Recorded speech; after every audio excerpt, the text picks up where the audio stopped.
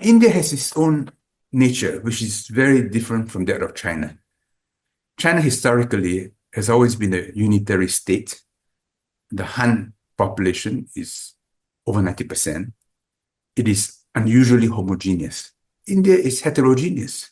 It's divided by caste, by language, by religion, by different regional histories. So the way India is governed and the way the India economy works are very different from China.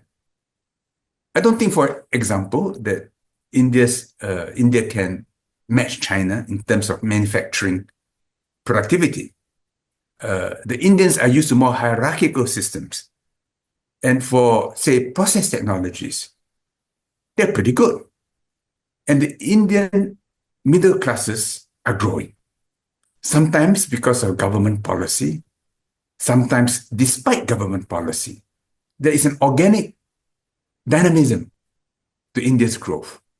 Historically, India has always accounted for a large part of the global economy. Not as big as China, but not small.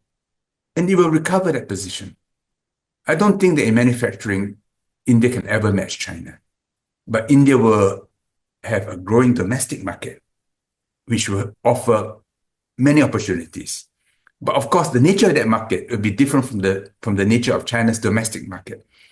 So there's room for both sides to interact, to trade, never completely freely, but in areas where both sides benefit. I'm not pessimistic about India-China relations for the long term, politically, economically, or culturally. Well, India and China have lived with each other going back to the beginning of history. They were divided by the high Himalayas and by the deserts of Central Asia. And because of that, they had separate evolutions. But each respects the other as an ancient people. Each, as it were, doffs its hat to the other as an ancient people. I'm not going to be like you. You're not going to be like me. But I know you have wisdom. And I know you know I have wisdom.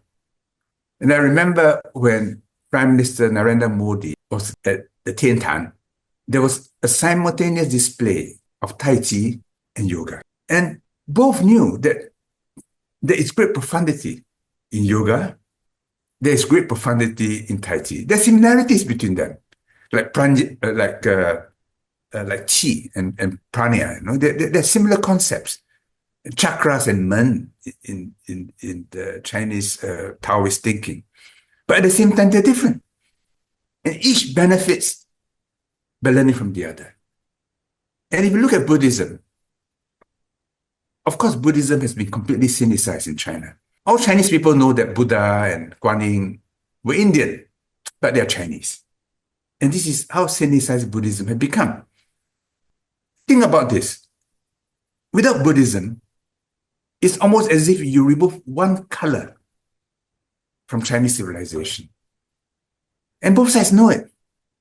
And when Chinese and Indian leaders meet, they always acknowledge this history. There's always a certain formality. For 10 years, I was involved in reviving the old Nalanda University, which was the university Tan Sanzang, Xuanzang went to in the 7th century. That history was lost in India. India recovered that history when the British read translations of what Xuanzang wrote in the 7th century, the 大唐西记, which Tang Taizong required Xuanzang to write in return for imperial patronage of his translation of the sutras.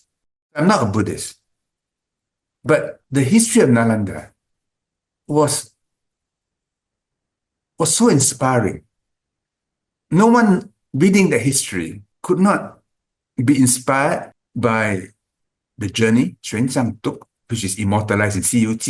And when Chinese people, when the world follow Wukong, the new game, it's all recalling that history when China sought knowledge and wisdom from India. And India reciprocated by being completely open in sharing. It was a beautiful period in human history, and one which should define our future.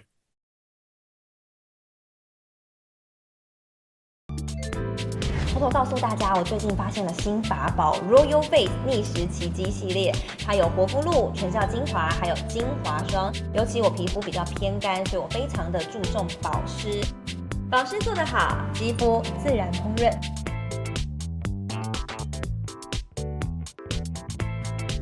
提亮肤色更年轻，抚平皱纹超有感，而且气色变好。用心保养，每天都更美一点。